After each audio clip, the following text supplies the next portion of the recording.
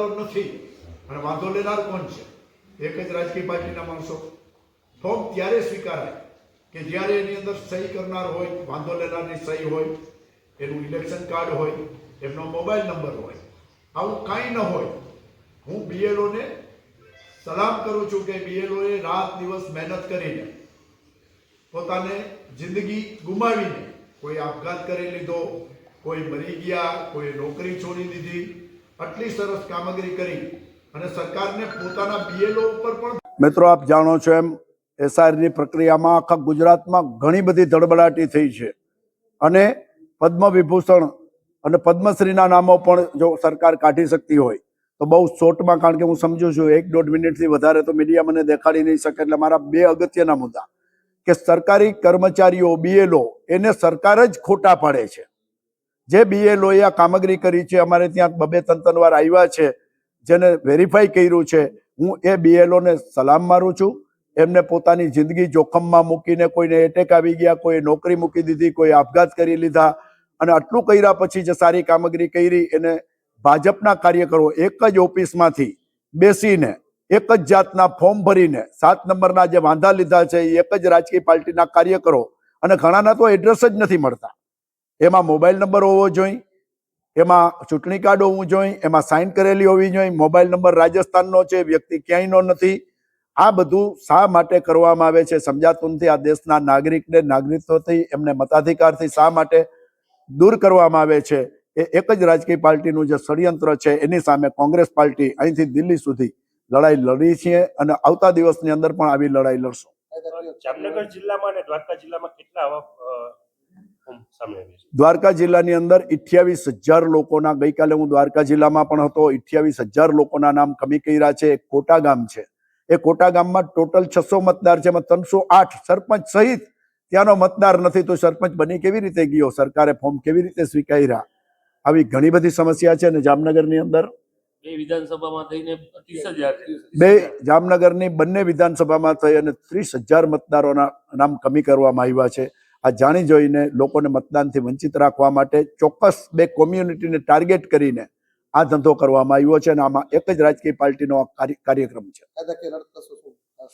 આવતા દિવસની અંદર જ્યારે બીએલઓ, હવે તો બીએલઓ વેરીફાઈ કરશે, બીએલઓ શું કહેશે, પછી સરકારી યાદી કઈ રીતે બહાર પાડશે, પછી જે લોકોના નામ કમી રહી ગયા હશે અને જેને વાંધો લીધો હશે, જેને ખોટી ફરિયાદ કરી હશે, એના ઉપર એફઆઈઆર કરશું.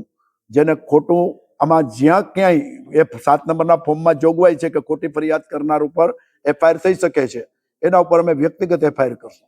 જામનગરના કેટલા એવા છે કે જેને લઈને કોંગ્રેસ આપણે શું કરશે? જામનગરમાં મારી પછવાડે બેઠા છે એટલા બધા લોકો છે, આપ જોઈ શકો છો. બધા લોકોને પરિવાર દીઠ એક વ્યક્તિ હાજર છે, કારણ કે એક એકના નામ લઉં તો અડધી-પોણી કલાક આપ સમજી શકો છો. આપની પછવાડે બેઠેલા છે એ બધા લોકો એક એક પરિવારમાંથી આવે છે, જેને બીએલઓએ લખીને દીધું છે. અમુક તો સરકારી કર્મચારીઓ છે, આના નામ પણ રદ કરી નાખવામાં આવ્યું. સરકારી કર્મચારી આ દેશમાં રહેતો નથી, સરકારી કર્મચારી મતદાર નથી, તો પછી સરકારી કર્મચારી કેવી રીતે હોય છે? હું શેખ ઇનાયત વોર્ડ નંબર 13 થી આવું છું. ગઈકાલે અમને એક લિસ્ટ મળ્યું છે જે ફોર્મ નંબર 7 થી નામ કમી કરો બાબતનું છે. શેખ ઇનાયત. હવે આની પહેલા અમે જે ફોર્મ બિલોન આપ્યા બીઓલને, એણે અમને રિસીવિંગ કોપી આપી છે. ફોર્મ સબમિટ કરતા પહેલા મેં પૂછ્યું હતું કે ભાઈ કઈ વાંધાજનક હોય તો કહેજો. એણે ઓનલાઈન ચેક કરીને કહી દીધું કે તમારું ફોર્મ ઓકે, ફેમિલીના બધા મેમ્બરનું. પછી ગઈકાલે જે લિસ્ટ આવ્યું એમાં મારા વાઇફ અને મારા સનનું નામ આવી ગયું છે કમી કરવામાં. હું સરકારી કર્મચારી હતો, રિટાયર્ડ છું. મારું તો નામ મને પીડીએફમાં મળ્યું નથી હજી, પણ પૂરી પીડીએફ આવશે તો જોઈશ કદાચ છે કે નહીં. તો આ બાબતમાં હવે શું કરવું એ કરવા માટે આજે આપણા કોંગ્રેસ કાર્યકર્તા વડીલોની સાથે આવ્યા હતા. આ મામલે તમે તંત્રમાં રજૂઆત કરી કે? ના, અમે નથી કરી હજી. ટોટલ તમારા કેટલા વિસ્તારના લોકો છે કે જેની સામે આ નામ કમી કરવાના? અત્યારે મને ટેલિફોનિકલી જાણ મળી છે 376 13 નંબરમાંથી નામ કાઢી નાખવામાં આવ્યા છે. 13 નંબરના વોર્ડમાંથી 376 ની પીડીએફ મારા આગળ નથી, પણ મારા નંદા સાહેબ આગળથી લેવાની છે, પછી ખબર પડે. બસ આ લોકો જે ડમી છે, જો ડમી હોય તો એ લેખિતમાં આપે અને મીડિયા સમક્ષ આપે, નકર ફરિયાદ એની ઉપર અમે કરશી. કાયદેસરની જે જોગવાઈ છે અને આમાં 10 વર્ષની સજા સુધીની જોગવાઈ છે બંધારણની છે.